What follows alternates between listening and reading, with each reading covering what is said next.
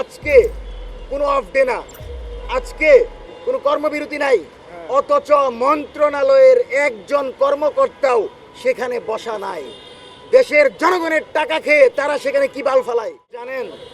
দেশের অবনতিশীল আইন শৃঙ্খলা পরিস্থিতি, হত্যা, ধর্ষণ, মব কালচার প্রতিরোধ ও রামিসা হত্যা মামলার দ্রুত বিচারের দাবিতে মঞ্চ 24 স্বরাষ্ট্রমন্ত্রী বরাবর আজকে স্মারকলিপি দেওয়ার জন্য গিয়েছিল। আমাদের পূর্ববর্তী কর্মসূচির অংশ হিসেবে আমরা বলেছিলাম যে বাংলাদেশে 16 বছরের আওয়ামী ফ্যাসিজমের পতন হয়ে বিচারহীনতার সংস্কৃতির পরিবর্তে বিচারের সংস্কৃতি শুরু হওয়ার কথা, সেই বাংলাদেশে ফুটন্ত শিশু রামিসাকে জীবন দিতে হয়েছে। সুতরাং এই বাংলাদেশে নতুন করে আওয়ামী লীগের মতো কোনো ধরনের পরিস্থিতি যেন তৈরি না হয়, সেজন্য এই সরকারকে সতর্ক করে, সরকারের প্রশাসনকে সতর্ক করে আমরা সালাউদ্দিন আহমেদ বরাবর এই স্মারকলিপি দেওয়ার জন্য গিয়েছি। অত্যন্ত পরিতাপের বিষয়, আজকে কোনো অফ ডে না, আজকে কোনো কর্মবিরতি নাই, অথচ মন্ত্রণালয়ের একজন কর্মকর্তাও সেখানে বসা নাই। দেশের জনগণের টাকা খেয়ে তারা সেখানে কি বাল ফালায়, তাদেরকে সেখানে কি জন্য আমরা বসিয়েছি? হাজার হাজার ছাত্র জনতার রক্তের উপর দিয়ে তারা এসেছে। দীর্ঘদিন গুম থাকার পর সালাউদ্দিন আহমেদ আজকে এই চেয়ারে বসেছে, অথচ যারা তাদেরকে এত জুলুম নির্যাতনের পর যাদের রক্তের উপর দিয়ে তারা বসেছে, আজকে তারা সেখানে যাবে আর মন্ত্রণালয়ের দায়িত্বশীল কর্মকর্তারা একজন উপস্থিত থাকবেন, এটা অত্যন্ত লজ্জার বিষয়।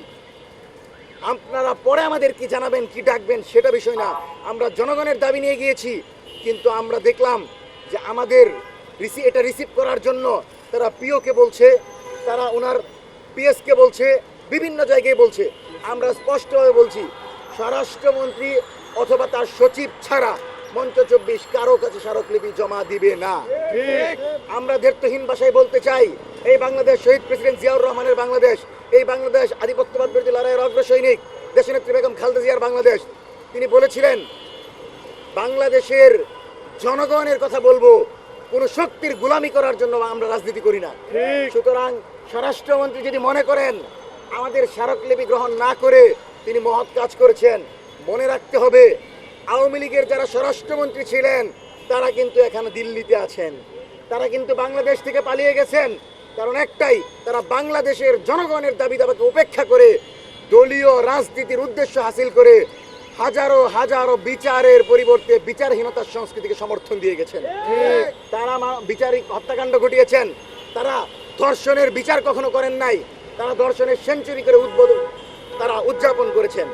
সুতরাং স্বরাষ্ট্রমন্ত্রী সালাউদ্দিন আহমেদকে আমরা আগামী 24 ঘন্টার ভিতর স্বরাষ্ট্র মন্ত্রণালয়কে আমরা আলটিমেটাম দিচ্ছি, তারা যদি দায়িত্বশীল কোনো পর্যায় থেকে আমাদের এই স্মারকলিপি গ্রহণ না করে, আমরা স্বরাষ্ট্র মন্ত্রণালয়ের সামনে প্রতিবাদ সমাবেশ করব।